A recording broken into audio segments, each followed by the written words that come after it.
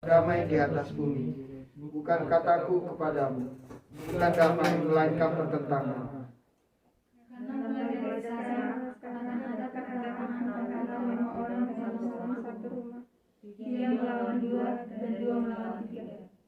Mereka akan saling bertentangan, ayah melawan anak laki-laki, dan anak laki-laki melawan ayahnya. Ibu melawan anak perempuan, dan anak perempuan melawan ibunya. Ibu mertua melawan menantu perempuan, dan menantu perempuan melawan ibu mertua. Ya, saudara, kalau saudara baca di sini, ya Tuhan katakan bahwa aku datang, ya, bukan membawa damai. Ya, di sini katakan aku datang untuk memisahkan saudara. Ya, antara bapak dan anak. Ya, antara ibu mertua dengan menantu perempuan. Ya. Nah, ini banyak hal saudara yang kita lihat. Ya, di sini bagaimana kita boleh mengikut Kristus gitu. Ya. Pagi hari ini kita akan belajar hal tentang bagaimana mengikut Kristus gitu. Ya.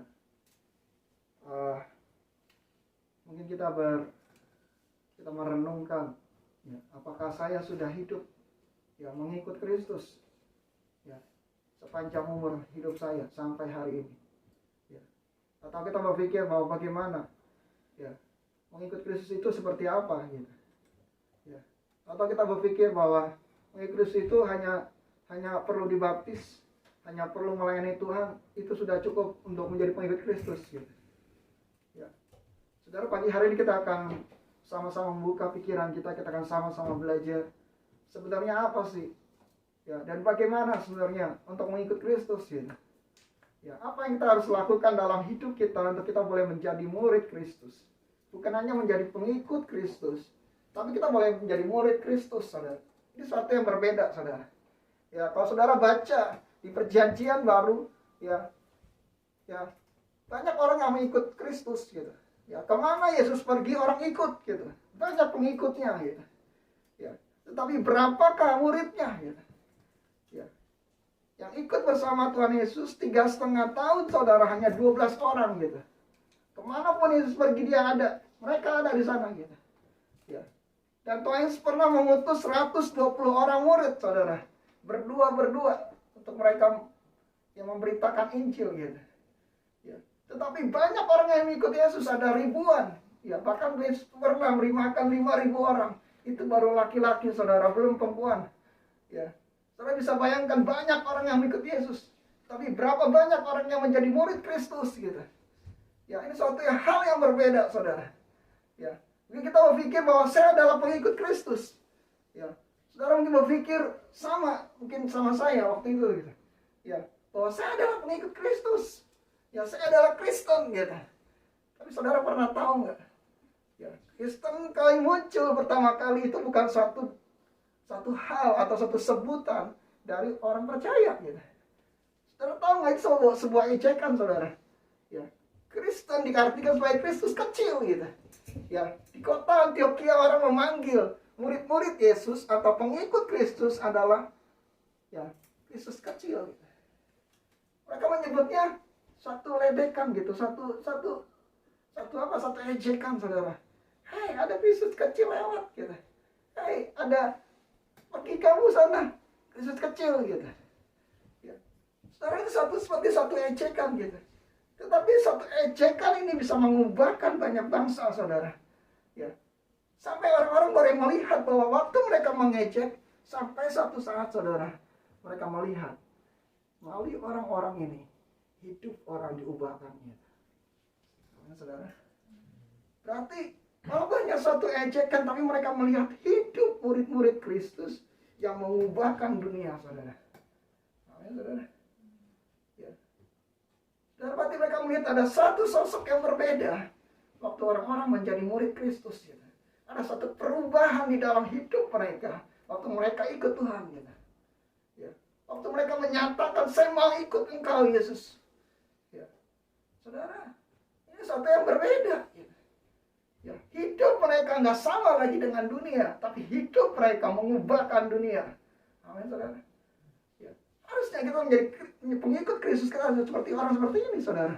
mengubahkan dunia, mengubahkan lingkungan kita. Gitu. Nah, saudara, ya, ini yang Tuhan mau dalam hidup kita sebagai orang Kristen. Gitu.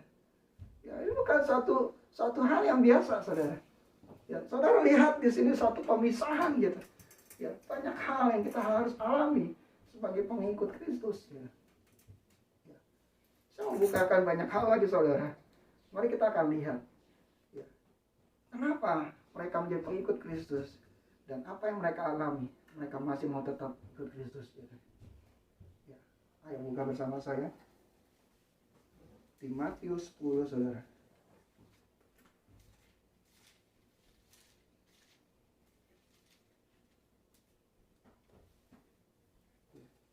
Biarlah Tuhan izinkan pagi hari ini untuk mengubah mindset kita, mengubah cara berpikir kita tentang mengikut Kristus gitu.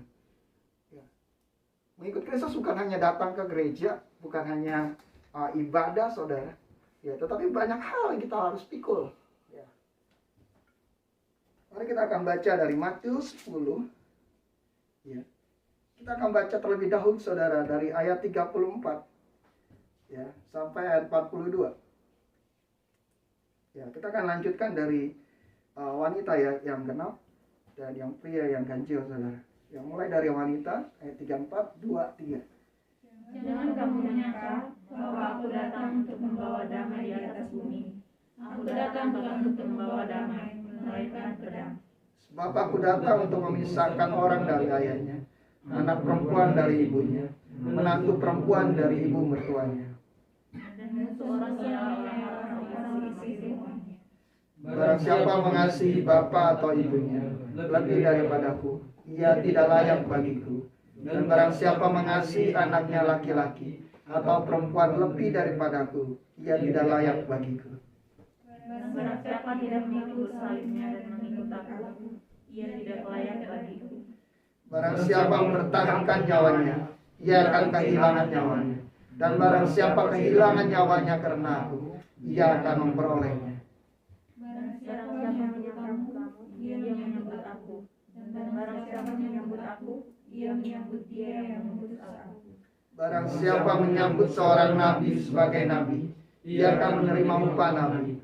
Barang siapa menyambut seorang benar sebagai orang benar, ia akan menerima upah orang benar. Dan barang siapa memberi air secucuk secangkir saja pun pada salah seorang pencuri ini, karena ia aku berkata kepadamu, sesungguhnya dia tidak akan kehilangan upahnya dari mereka. Saudara, kita baca terus ya ke ayat 16, saudara. Kita lanjutkan, saudara. Di ayat 16 kita akan baca terus untuk saudara bisa dapat dan tangkap ya hal-hal ini gitu. Ya, silakan wanita 2, 3. Lihat, aku mengutus kamu seperti domba peternakan serigala. Sebab itu hendaklah kamu cerdik seperti ular dan tulus seperti merpati. Yang pria, tetapi waspadalah terhadap semua orang, karena ada yang akan menyerahkan kamu kepada majelis agama, dan mereka akan menyesat kamu di rumah ibadah. Dan karena aku, kamu akan digiring ke muka penguasa-penguasa dan raja-raja sebagai suatu kesaksian bagi mereka dan bagi orang-orang yang tidak mengenal Allah. Apabila mereka menyerahkan kamu, janganlah kamu khawatir akan bagaimana dan akan apa yang harus kamu katakan, karena semuanya itu akan dikaruniakan kepadamu pada saat itu juga. Karena bukan kamu yang berkata-kata, melainkan Roh Bapamu, Dia yang akan berkata dari dalam kamu. Orang akan menyerahkan saudaranya untuk dibunuh. Demikian juga seorang ayah akan anaknya. Dan anak-anak akan memberontak terhadap orang tuanya dan akan membunuh mereka. Dan kamu akan dibenci semua orang karena namaku. Tetapi orang yang bertahan sampai pada kesusahan akan selamat. Apabila mereka menganiaya kamu dalam kota yang satu, larilah ke kota yang lain. Karena aku berkata kepadamu, sesungguhnya sebelum kamu selesai mengunjungi kota-kota Israel, Anak Manusia sudah datang. Seorang murid tidak lebih daripada gurunya, atau seorang hamba daripada tuannya. Cukuplah bagi seorang murid jika ia menjadi sama seperti gurunya, dan bagi seorang hamba jika ia menjadi sama seperti tuannya. Jika tuan rumah disebut Beelzebul, apalagi seisi rumahnya. Jadi janganlah kamu takut terhadap mereka, karena tidak ada sesuatu pun yang tertutup yang tidak akan dibuka, dan tidak ada sesuatu pun yang tersembunyi yang tidak akan diketahui. Apa yang kukatakan kepadamu dalam gelap, katakanlah itu dalam terang. Dan apa yang dibisikkan ke telingamu, beritakanlah itu dari atap rumah. Dan janganlah kamu takut kepada mereka yang dapat membunuh tubuh, tetapi yang tidak berkuasa membunuh jiwa. Takutlah terutama kepada Dia yang berkuasa membinasakan baik jiwa maupun tubuh dalam neraka. Bukankah burung pipit dijual 2 ekor seduit? Namun seekor pun daripadanya tidak akan jatuh ke bumi, di luar kehendak Bapamu. Dan kamu, rambut kepalamu pun terhitung semuanya. Sebab itu janganlah kamu takut, karena kamu lebih berharga daripada banyak burung pipit. Setiap orang yang mengakui aku di depan manusia, aku juga akan mengakuinya di depan Bapa-Ku yang di surga. Tetapi barang siapa menyangkal aku di depan manusia, aku juga akan menyangkalnya di depan Bapa-Ku yang di surga. Satu ayat lagi saudara, dari Matius 16 ayat 24. Kita akan baca sama-sama ayat ini. Kalau sudah dapat namanya? Ya, kita akan baca sama-sama 2, 3. Lalu Yesus berkata kepada murid-muridnya, setiap orang yang mau mengikut aku, dia harus menyangkal dirinya, memikul salibnya dan mengikut aku.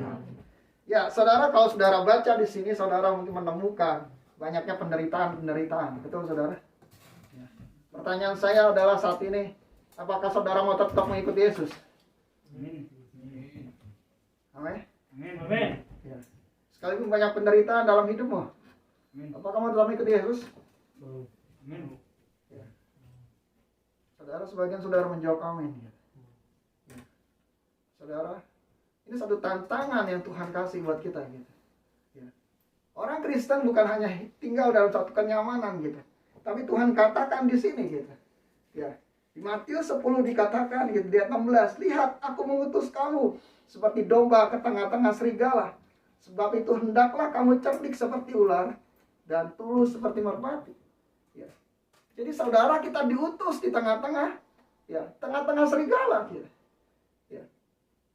Kalau kita lihat semuanya penderitaan yang ada, gitu. Ya. Saudara, ya pertanyaan saya tadi, ya apa kamu tetap ikut Yesus? Gitu. Ya. Karena Tuhan bilang, kalau kamu mau jadi muridku, kalau mau ikut aku, kamu harus menyangkal dirimu, kamu harus pikul salib, dan kamu harus apa? Mengikut aku. Bicara apa? Terus mengikut Tuhan. Ya. Apapun yang terjadi, aku akan tetap terus ikut Yesus sampai akhir hidupku. Gitu. Ya. Saudara, ya. Karena mungkin kita lihat suatu penderitaan gitu. Ya. Ini kita bersyukur kita lahir dari keluarga Kristen. Ya.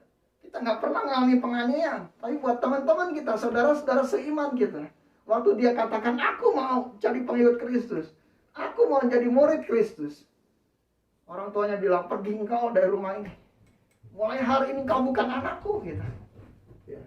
Saudara, itu yang mereka alami. Ada satu harga yang sangat mahal yang mereka harus bayar untuk mereka ikut ke Tuhan gitu. Ya.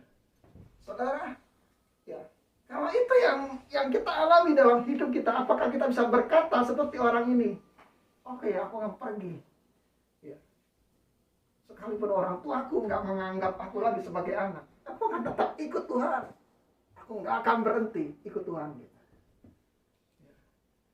Saudara, ya, saya mau katakan Tuhan itu baik, betul? Tuhan itu baik, betul, saudara? Betul. Ya. Tuhan itu baik, dan Tuhan itu mengerti buat setiap kita. Ya. Kalau penderitaan itu terjadi dalam hidup kita karena kita mengikut Kristus, berarti ada maksud Tuhan yang baik buat hidup kita. Amin, saudara. Ya. Ya. Bahkan Tuhan menjaga hidup kita. Ya. Saudara, Tuhan berkata gitu. Ya, waktu engkau mengikut aku, kau harus menyangkal dirimu. Saudara, ada satu penyangkalan diri gitu. Ya. Waktu kita mau ikut Tuhan, kita harus sangkal diri kita. Ya. Saudara. Ya. Mungkin seperti orang ini yang baru ketemu Tuhan, cinta mula-mula sama Tuhan. Dia rela untuk diusir keluar dari rumahnya gitu. Karena aku mau tetap kasih Tuhan, aku mau mencintai Tuhan gitu. Aku nggak mau lepaskan Tuhan dalam hidupku gitu. Ya. Saudara, ya, ini ada satu perubahan di dalam hatinya gitu. Ya. Kalau dia masih nggak bisa menyangkal dirinya sendiri, dia akan berkata, enggak lah, aku nggak mau ikut Tuhan. Aku mau tetap kembali dan aku mau tetap tinggal di rumah orang tuaku gitu. Ya. Karena apa? Karena ada warisan yang aku akan terima di dalam hidupku gitu. Ya. Saudara, tapi karena dia menyangkal diri, dia bilang, enggak. Sekalipun aku nggak dapatkan semuanya itu, sekalipun orang tuaku nggak menganggap aku akan tetap mengikut Tuhan gitu. Amin Tuhan. Amin saudara. Saudara, kalau engkau diperhadapkan hal seperti itu, masihkah engkau mengikut Tuhan? Pertanyaan saya yang kedua, apakah mudah menjadi pengikut Kristus? Mudah saudara? Saya mau tanya, mudah saudara? Hah? Tentunya tidak. Saudara pernah nggak ngalamin namanya tinggal di Ambon waktu kerusuhan saudara? Ya. Dikejar-kejar gitu. Saya ingat 98 itu terjadi kerusuhan di Ambon. Ya. Waktu terjadi kongres mahasiswa nasional gitu. Ya. Kita berdoa bersama-sama buat orang-orang di sana gitu. Ya. Mereka mahasiswa yang akan kumpul bersama kita waktu itu. Ya. Kita menunggu mereka datang, sudah berhari-hari mereka nggak sampai, saudara. Ya. Kita berdoa di hadapan Tuhan, Tuhan selamatkan mereka, Tuhan. Bawa mereka keluar dari tempat itu, gitu. Ya. Kita menangis di hadapan Tuhan, Tuhan selamatkan anak-anakmu. Biar mereka nggak menyangkal Tuhan, gitu. Ya. Kerusuhan Tuhan izinkan terjadi, gitu. Ya. Untuk apa, saudara? Untuk menampi orang-orang yang benar-benar sungguh-sungguh hidup di dalam Tuhan, gitu. Ya, untuk membedakan antara domba dan kambing, saudara. Ya, untuk membedakan orang-orang yang sungguh-sungguh mau ikut Tuhan dan nggak pikir lagi tentang nyawanya, gitu. Ya, nggak menghiraukan lagi tentang hidupnya, gitu. Ya, saudara, itu ada satu penyangkalan yang luar biasa, gitu. Ya, waktu kita ikut Tuhan, kita harus berkata, Tuhan, hidupku bukannya aku lagi, tapi Kristus yang hidup di dalamku, gitu. Amin, saudara. Ya. Kita mau berkata, Tuhan, Engkau yang terutama di dalam hidupku. Ya. Semua yang aku miliki itu menjadi sia-sia. Ya. Waktu kita mengerti pemahaman ini, saudara, menyangkal diri itu maksudnya seperti itu. Ya. Sesuatu yang kita anggap itu paling berharga di dalam hidup kita menjadi tidak berharga lagi, saudara. Ya. Karena kita anggap Yesus itu yang terutama dalam hidup kita. Kita menyangkal diri kita gitu. Ya. Lalu kita berpikir bahwa ya apa yang saya miliki itu mampu untuk menyenangkan hidup saya. Tetapi waktu kita mau menjadi pengikut Kristus, kita berkata, Tuhan, aku mau senangkan Engkau saat ini. Aku nggak mencari kenikmatan buat diriku sendiri. Aku nggak mencari kesenangan buat diriku sendiri. Gitu. Tetapi aku mau lakukan apa yang Tuhan mau saat ini. Apa yang Tuhan inginkan. Gitu. Terus satu bentuk penyangkalan. Banyak mungkin kita diejek waktu kita menyangkal diri kita. Orang bilang, engkau so suci. Ya. Ya. Mungkin yang lainnya nonton pornografi. Kita berkata, enggak, aku enggak mau. Itu enggak berkenan di hadapan Tuhan. Ya mungkin kita diejek bilang, kamu so suci. Gitu. Ya. Saudara, apakah kita akan menjadi orang-orang seperti itu? Yang mengatakan tidak. Aku tidak akan memuaskan diriku sendiri. Aku mau menyangkal diriku. Dan sekarang aku mau menyenangkan Tuhan gitu. Amin, saudara. Ya. Saudara, itu satu bentuk penyangkalan gitu. Kita merubah identitas kita yang tadi kita pikir bahwa semuanya untuk aku. Sekarang kita ubah menjadi identitasnya. Semuanya untuk Tuhan. Ya. Amin, saudara. Siap nggak kita ikut Tuhan? Sehingga kita kehilangan dari segalanya yang kita miliki saat ini demi Tuhan. Seperti di Ambon, ya. Waktu orang-orang agama lain datang, mereka sudah mempertahankan diri mereka. Mereka cuma bilang teriak, Tuhan ini hidupku Tuhan. Apapun yang terjadi, aku tidak mau menyangkal Tuhan. Ada yang pala dipenggal. Ya. Ya. Apa kita akan mempertahankan nyawa kita dengan menyangkal Tuhan? Ya. Atau kita akan tetap Tuhan, aku serahkan hidupku. Sekalipun tanganku dipotong, sekalipun kakiku dipotong, sekalipun nyawaku diambil, aku akan tetap hidup Tuhan. Gitu. Ya. Firman Tuhan katakan, apabila engkau kehilangan nyawamu, engkau akan memperolehnya kembali. Amin, saudara. Ya. Lebih baik kita kehilangan nyawa kita daripada kita kehilangan seluruh hidup kita. Gitu. Ya. Firman Tuhan bilang, apalah untungnya kalau kita memperoleh seluruh dunia ini, tapi kita kehilangan nyawa kita, saudara. Ya. Firman Tuhan katakan seperti itu. Gitu. Ya. Karena pagi hari ini ada satu pemikiran yang berubah dalam hidup kita. Ya. Kita boleh berpikir, ya, kita berubah mindset, kita berubah cara berpikir, kita berubah saat ini. Tuhan, aku mau beri hidupku sungguh-sungguh buat Tuhan. Ya. Aku mau menyenangkan Tuhan. Aku mau menyangkal diriku sendiri. Ya. Sekalipun banyak kenikmatan di dunia ini, banyak hal yang dapat aku nikmati, aku pengen Tuhan. Ya, saudara. Tapi aku mulai berpikir, waktu aku menginginkan sesuatu, apakah Tuhan senang? Ya. Waktu aku menginginkan sesuatu, aku berpikir bahwa apakah Tuhan mau aku kerjakan ini juga? Ya. Jadi mulai saat ini kita akan mulai berpikir, waktu kita menyangkal diri kita mau, aku Tuhan, aku mau menyangkal diriku Tuhan. Ya, dengan cara apa? Waktu kita ingin sesuatu, kita mulai berpikir, Tuhan, apakah Tuhan juga ingin? Apakah Tuhan senang dengan apa yang aku ingin cari, aku ingin dapatkan, aku ingin gapai? Gitu. Ya. Saudara, itu maksudnya menyangkal diri, saudara. Saudara mau menyangkal diri mah? Amin. Saudara, ragu, saudara. Saudara, inilah harga yang harus dibayar untuk mengikut Kristus. Gitu. Inilah harga yang harus kita bayar untuk mengikut Tuhan. Ya.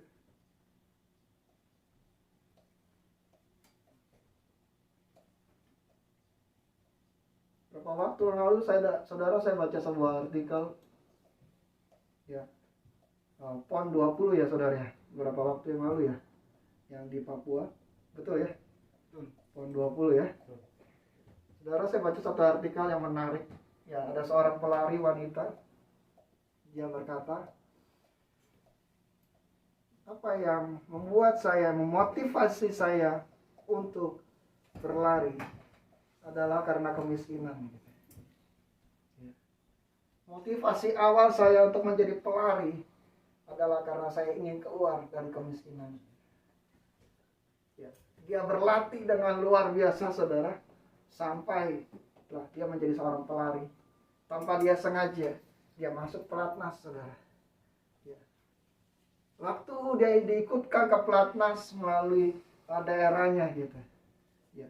Mulailah dia mulai juara. Gitu. Ya.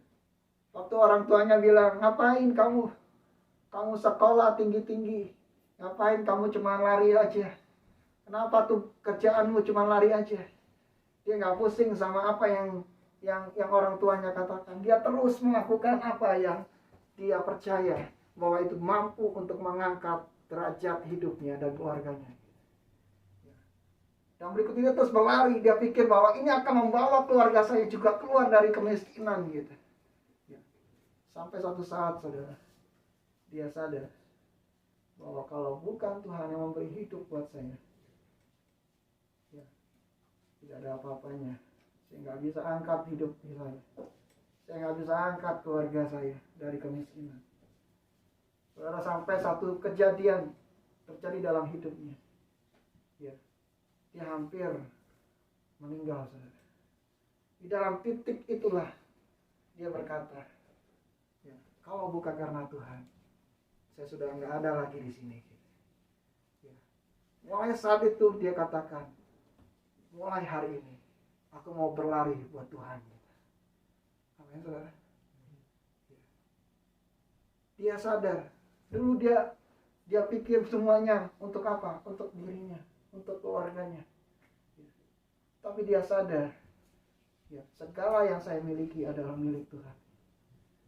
Segala yang saya capai itu semua karena Tuhan. Kalau Tuhan mau ambil nyawa saya nggak akan bisa tetap berlari. Ya. Semuanya karena anugerah Tuhan. Sampai hari ini saya masih bisa menjadi pelari. Ya. Ada satu perubahan dalam mindset dia, dalam pikiran dia. Sekarang bukan lagi semuanya untuk dirinya, ya, dan buat kesenangan dia. Ya. Tapi mulai dia berpikir, saya mau lakukan semuanya untuk Tuhan. Amin, saudara. Ya. Mulailah hari ini kita mulai berpikir, ya, saya mau lakukan ini dan itu buat Tuhan. Gitu. Ya. Saya mau menyangkal diri saya. Ya. Saudara, hal yang kedua, ya, itu hal yang pertama, yaitu menyangkal diri waktu engkau ingin ikut Kristus. Ya. Ya. Hal yang kedua yang kita baca di sini adalah memikul salib, saudara. Saudara mau pikul salib? Ya. Oke, saudara mau pikir, udah nggak ada bang salib-saliban di sini bang. Ya. Oke, kita mau pikir gitu ya. Ya, itu zaman dulu gitu. Ya, sekarang nggak ada salib-saliban bang, orang disalib gitu. Ya, saudara. Bukan secara fisik, saudara, gambaran tentang penyaliban. Ya, kita menyalibkan diri kita. Ya. Tapi ini menunjukkan ada satu harga yang harus kita bayar. Ada satu yang kita matikan di dalam hidup kita. Yaitu apa, saudara? Hal-hal yang bersifat keduniawian. Kita harus hidup untuk kita terus mematikan segala hal-hal yang duniawi. Saudara, itu namanya pikul salib, saudara. Ya. Seperti orang ini yang tadi gitu, mereka dianiaya dengan begitu luar biasanya gitu. Ya. Mereka diserahkan gitu, ya, kepada apa? Kepada institusi atau lembaga untuk mengadili mereka gitu. Ya. Beberapa waktu yang lalu ada seorang penginjil melalui media sosial ditangkap, saudara. Ya. Bahkan dia dipukuli di dalam penjara gitu. Ini saudara tahu, saya nggak perlu nyebutkan namanya. Ya. Saudara, dipukuli oleh siapa?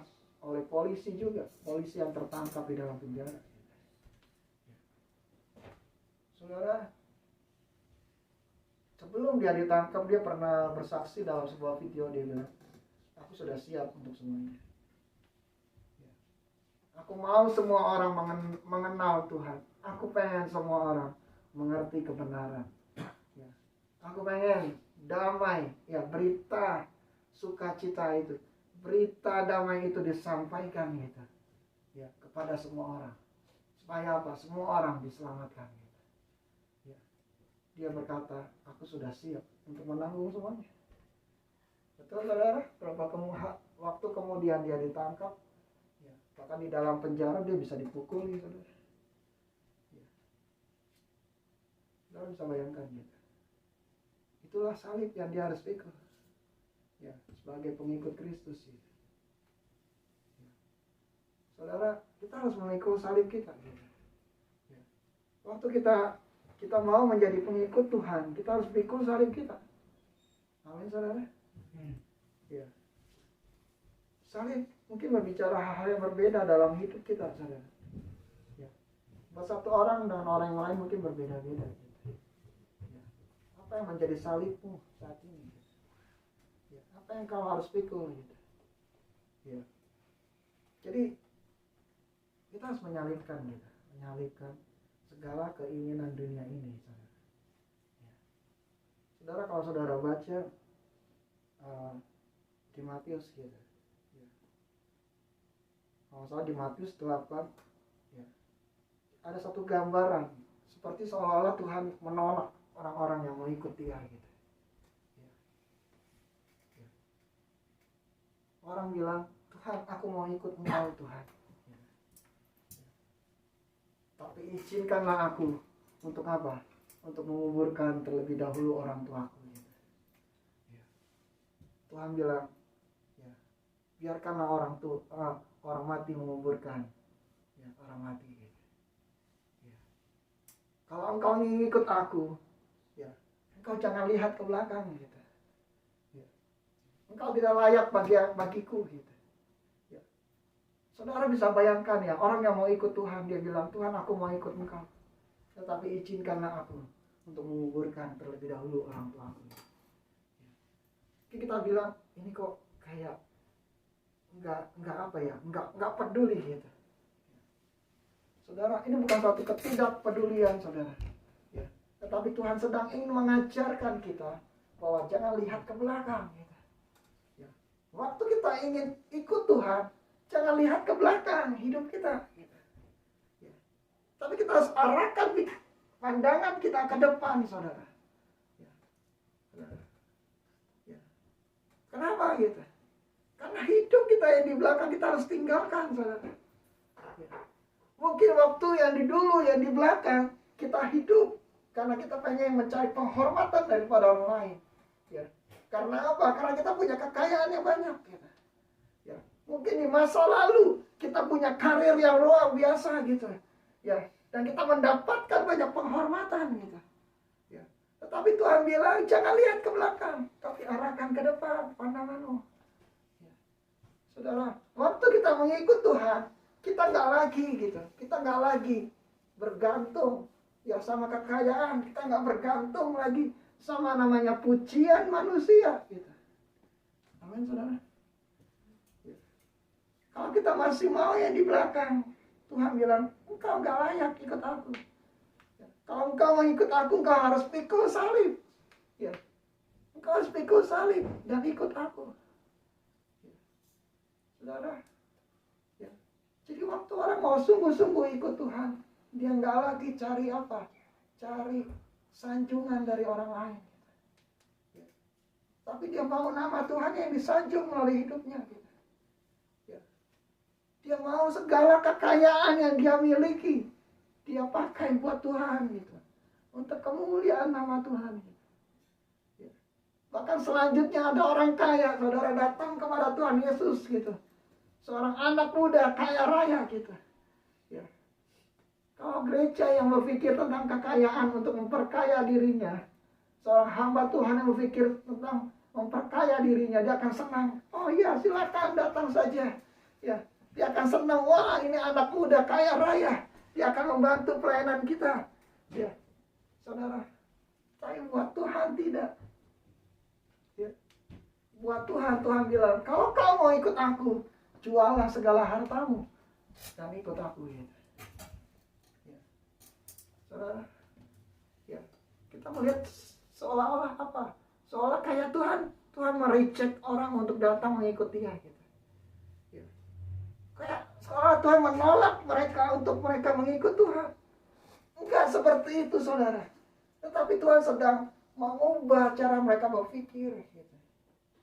Ya. Kalau kau mau ikut aku, hatimu nggak boleh ada, ya boleh terus sama harta. Gitu. Tapi hatimu harus ikut sama aku. Ya. Masa lalumu, mungkin kamu hidup, kamu berpikir bahwa kamu bisa hidup karena hartamu. Kamu harus tinggalkan. Saudara, inilah namanya satu penyalipan gitu, menyalipkan diri. Ya. Saudara, tinggalkan masa lalu kita. Ya. Salibkan hal-hal yang duniawi. Gitu. Ya. Anak muda ini akhirnya dia pergi karena hatinya lebih berat kepada harta daripada mengikut Tuhan. Ya. Saudara, ada suatu pelajaran yang kita boleh pelajari dari anak muda ini. Ya. Kalau kita mau ikut Tuhan, kita serahkan semuanya kepada Tuhan. Ya. Menjadikan Tuhan lebih utama dari segalanya. Amin, saudara. Ya. Itu yang kita perlukan, saudara, di dalam hidup kita. Gitu. Ya. Ada seorang, ya, yang memikul salib Kristus gitu. Waktu Tuhan Yesus disalibkan saudara, ya di tengah jalan Tuhan Yesus sudah nggak kuat ya untuk memikul salibnya gitu. Zaman dahulu kalau orang yang disalibkan saudara, ya kalau dia dihukum atau dijatuhi hukuman, ya di semua tempat, ya dan saat itu juga, ya waktu hukuman dijatuhkan buat dia harus pikul salib sampai ke atas bukit, sampai ke tempat di mana dia akan disalibkan saudara. Ya. Dan orang itu sendiri harus memikul salibnya gitu. Ya. Tapi waktu Tuhan Yesus mau disalibkan saudara, di tengah jalan dia sudah nggak kuat gitu. Karena sebelum dia disalibkan dia sudah dianiaya dengan luar biasa. Gitu. Ya. Lalu tentara Romawi narik satu orang gitu, satu orang yang sedang melakukan perjalanan keluar kota atau keluar negeri saudara. Ya, yang bernama Simon Kirene gitu. Simon dari Kirene. Ya, ditariklah orang ini gitu. Ayo kamu pikul salib ini gitu. Ya. Saudara, kita mencatat saudara, setelah itu hidup Simon berubah dan kita menemukan di dalam Alkitab Paulus menyebut anak-anaknya Simon Kirene. Waktu orang memikul salib, waktu Simon Kirene memikul salib, ya, hidupnya mulai diubahkan. Ya. Bahkan dia mengajarkan setelah itu anak-anaknya bertobat dan mengikut Kristus. Simon Kirene bukan orang yang kenal Tuhan, tapi waktu dia memikul salib itu, ya, dia sadar ya, bahwa ini benar-benar Tuhan. Gitu. Dia sadar bahwa hanya Tuhan ya, yang mampu mengubahkan hidupnya. Gitu. Ya. Mulai saat itulah hidupnya berubah saudara. Ya. Dia sadar juga menjadi pengikut Kristus kita harus memikul salib kita. Gitu. Ya. Waktu kita memikul salib kita ada perubahan di dalam hidup kita. Kita boleh makin menyadari begitu mengasihi Tuhan, begitu mengasihi kita. Kita boleh menyadari ya, begitu luar biasanya pengorbanan Tuhan Yesus di atas kayu salib. Ya. Saudara, itu yang Tuhan lakukan. Ya. Jadi setiap hari kita harus pikul salib kita. Gitu. Amin, saudara. Ya. Mungkin saudara bingung, Bang, maksudnya apa sih pikul salib kita? Mungkin karena nama Tuhan saudara ditolak. Gitu. Ya. Ini kalau di negara kita, ya, ini kita akan susah naik jabatan misalnya waktu kita ingin karir, ya, di sebuah institusi. Gitu. Ya. Itulah salib. Ya. Itulah satu salib kita gitu. Ya, kita kan bisa capai satu tingkatan atau karir yang lebih tinggi lagi karena apa? Karena kita Kristen. Gitu. Ya. Saudara. Itulah namanya pikul salib. Ya.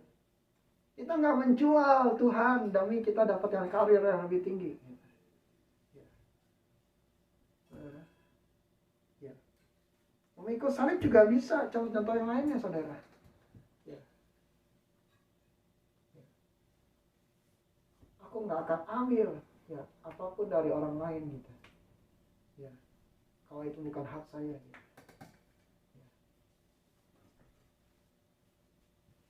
Saya nggak akan ikuti teman-teman saya gitu. Yang mungkin apa yang ngetrend saudara sekarang gitu. Ya. Kalau itu bertentangan dengan Tuhan, ya saya nggak mau ikut itu. Ya. Sekalipun akan dicemooh, kamu ketinggalan zaman. Ya.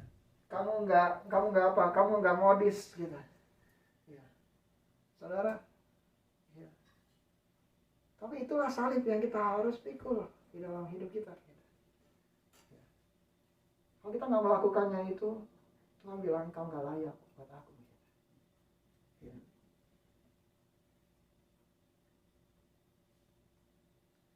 Jadi mengikuti Yesus itu menuntut harga yang sangat mahal, saudara. Ya. Tetapi masih ya tak semahal jika tidak mengikutnya. Gitu. Ya. Jadi waktu kita mengikut Tuhan, Ada harga yang sangat mahal yang kita harus bayar, saudara. Ya. Tetapi dibandingkan kalau kita nggak mengikut Tuhan gitu, ya, saudara, ya, tetapi masih tak semahal jika kita tidak mengikut Tuhan gitu. Ya. Jadi waktu saudara dan saya ikut Tuhan, ada harga yang begitu mahal yang kita harus bayar di dalam hidup kita gitu. Ya. Saudara, saudara mau bayar itu? Amin. Amin, saudara. Saudara nangkap gak sih apa yang saya sampaikan sejauh ini? Saudara nangkap gak gitu? Apa yang disampaikan saudara?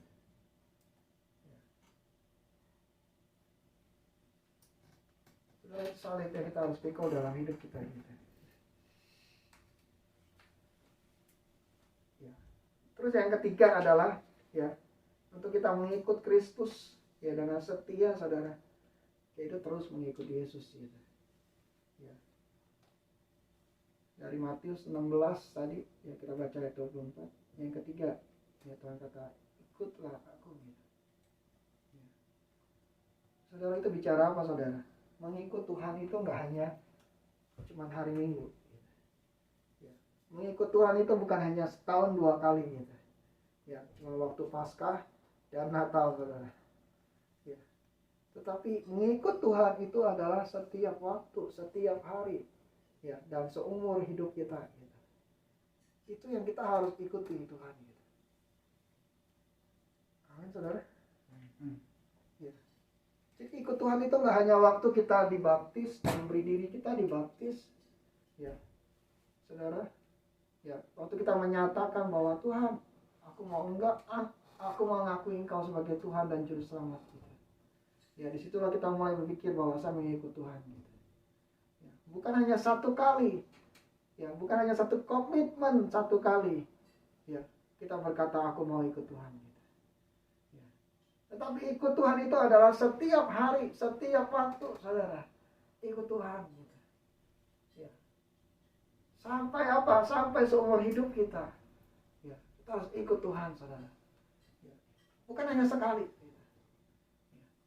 Jadi terus menerus kita harus terus berpikir bahwa saya adalah pengikut Kristus, saya harus mengikut Kristus, gitu. Ya, saudara. Ya.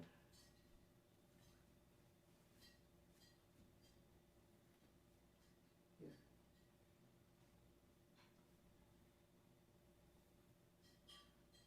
Pertanyaannya sekarang saudara masih mau ikut Tuhan? Masih mau ikut Tuhan? Sekalipun banyak hal yang kau akan alami.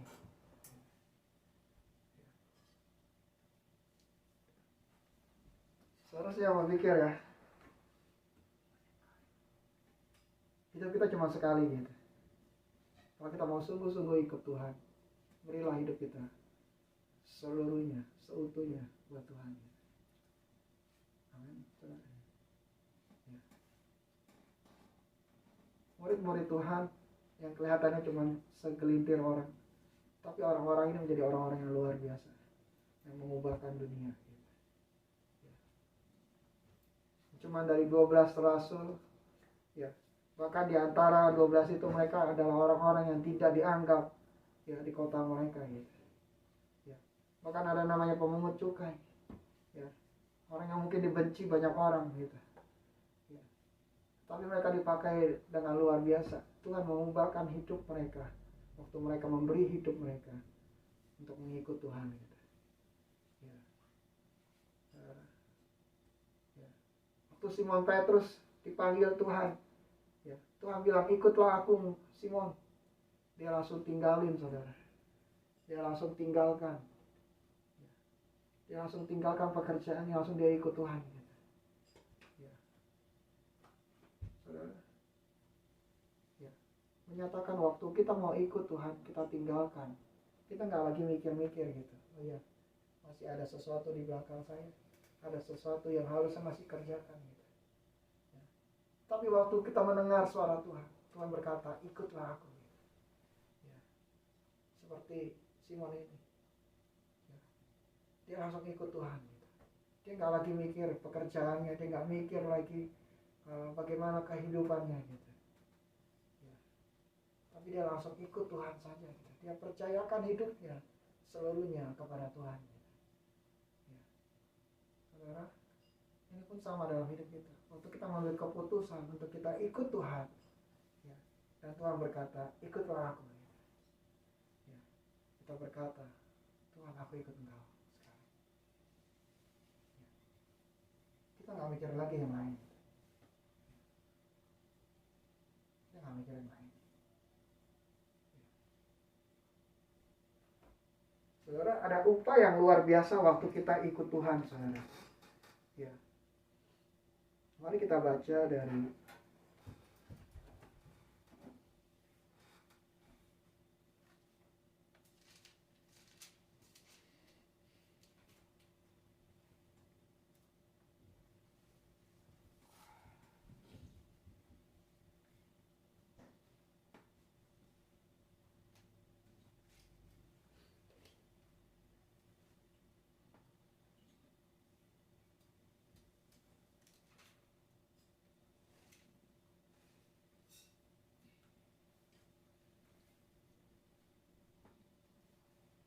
ya, ada satu perikop bicara tentang upaya yang diterima waktu kita mengikut Kristus, saudara.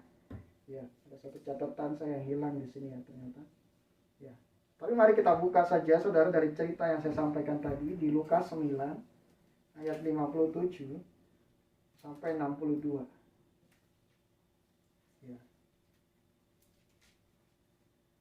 Saya akan bacakan buat saudara, ya, Lukas 9 ayat 57 sampai 62. Ya. Ketika Yesus dan murid-muridnya melanjutkan perjalanan mereka, berkatalah seorang di tengah-tengah jalan kepada Yesus, "Aku akan mengikut engkau, kemana saja engkau pergi." Yesus berkata kepadanya, "Serigala mempunyai liang dan burung mempunyai sarang, tetapi anak manusia tidak mempunyai tempat untuk meletakkan kepalanya." Lalu ia berkata kepada seorang yang lain, "Ikutlah aku." Tetapi orang itu berkata, "Izinkanlah aku pergi dahulu menguburkan Bapakku." Tetapi Yesus berkata kepadanya, "Biarlah orang mati menguburkan orang mati. Tetapi engkau, pergilah, beritakanlah kerajaan Allah di mana-mana." Dan seorang yang lain lagi berkata, "Aku akan mengikut engkau, Tuhan, tetapi izinkanlah aku pamitan dahulu dengan keluargaku." Tetapi Yesus berkata, "Setiap orang yang siap untuk membajak, tetapi menoleh ke belakang, tidak layak untuk kerajaan Allah." Ya.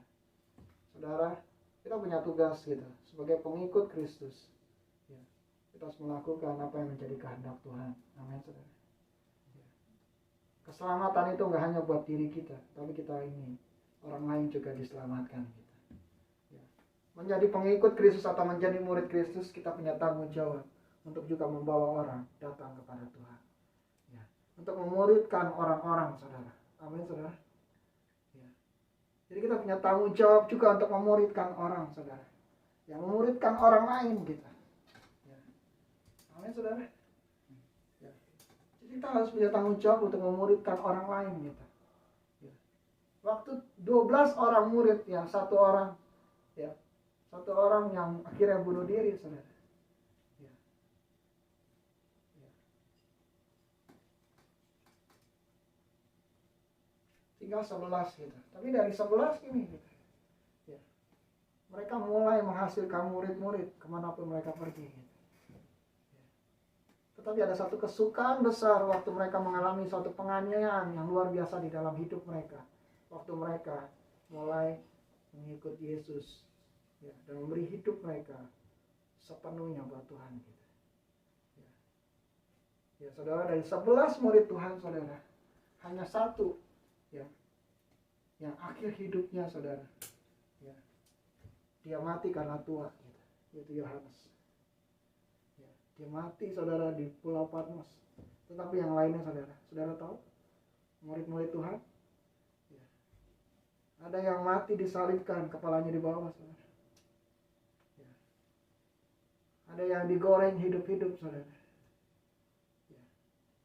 Saudara, dari semuanya, dari 10 ini, mereka mati dalam keadaan apa? Yang tidak biasa, saudara. Tetapi kenapa ada satu sukacita yang besar di dalam hidup mereka gitu? Ya. Rahasianya apa, saudara? Rahasianya adalah, ya, Mereka izinkan Roh Kudus memperbarui hidup mereka ini. Ya. Kita sudah belajar di sini. Roh Tuhan yang akan berkata-kata waktu kita menghadapi sesuatu yang kita harus jawab di hadapan pengadilan. Ya, karena nama Kristus. Ya. Kenapa mereka bisa tetap bersuka cita? Gitu. Seperti Stefanus waktu dia dirajam, dia bisa tetap bersuka cita di hadapan Tuhan. Ya. Dia nggak ketakutan. Ya, dia bisa tetap memuji Tuhan di hadapan orang yang merajam dia, saudara. Karena apa, saudara? Karena ada Roh Kudus yang turun di dalam hidup mereka. Ya. Itu yang memberikan sukacita dalam hidup mereka di tengah-tengah penderitaan yang ada, saudara. Ya. Jadi kuncinya untuk kita bisa menjadi pengikut Kristus adalah kita butuh ya pembaruan ya oleh Roh Kudus. Ya. Ya. Seorang Paulus bisa berkata, waktu dia mengalami banyak penganiayaan, dia mengalami banyak karam kapal waktu dia memberitakan Injil gitu. Ya. Kapalnya tiba-tiba tenggelam, saudara. Ya, berkali-kali dia dianiaya gitu. Tapi dia bisa tetap berkata, ya, ini satu sukacita yang besar aku mengikut Tuhan gitu. Ya. Saudara, mari kita belajar dari mereka gitu. Ya. Jadi nggak perlu takut waktu kita mulai bersaksi tentang nama Tuhan gitu. Kalau kita ingin pertahankan nyawa kita, kita akan kehilangan nyawa kita. Gitu. Ya. Makanya Tuhan berkata dalam firman-Nya, jangan takut kepada orang yang dapat membunuh nyawa kita, tapi dia tidak bisa membawa kita kepada neraka. Gitu. Ya. Lebih takutlah kepada Tuhan, ya, yang setelah bisa mengambil nyawa kita dan juga bisa melemparkan kita ke neraka. Gitu. Amin, saudara. Ya. Jadi takutlah kepada Tuhan. Gitu. Jadi kita belajar dari murid-murid Kristus. Mereka tetap bisa bersuka cita. Ya. Saudara jangan berpikir bahwa saya jadi orang Kristen, nanti saya akan mengalami banyak penganiayaan. Gitu. Saya nggak bisa bersuka cita. Siapa bilang? Enggak. Sebagai murid Kristus, kita masih bisa bersuka cita di tengah-tengah penderitaan yang ada, saudara. Kuncinya adalah, ya, izinkanlah Roh Kudus memperbarui hati kita. Ya. Seperti Stefanus. Ya, saudara lihatkan perubahannya sangat drastis ya. Murid Tuhan Yesus waktu Tuhan Yesus disalibkan, mereka lari, mereka sembunyi, ya, mereka ketakutan kemana-mana gitu. Ya. Tapi Tuhan bilang dan Tuhan janji sama mereka, kumpul di loteng Yerusalem, aku akan mencurahkan Roh Kudus ke atas kamu. Ya. Mulai saat itu, saudara, waktu mereka dicurahkan, mereka terima Roh Kudus. Ya. Mereka keluar dari persembunyian mereka, mereka bersaksi tentang nama Tuhan gitu. Ya. Bahkan Thomas sampai lari ke India, saudara, untuk bersaksi gitu. Ya, tentang nama Tuhan. Ya, dia mati di sana gitu. Ya. Saudara, mereka mati syahid semua, saudara. Ya. Tapi ada satu sukacita yang besar yang mereka katakan. Ya. Aku mau tetap ikut Tuhan. Mereka bisa tetap bersuka cita di tengah-tengah penderitaan yang ada.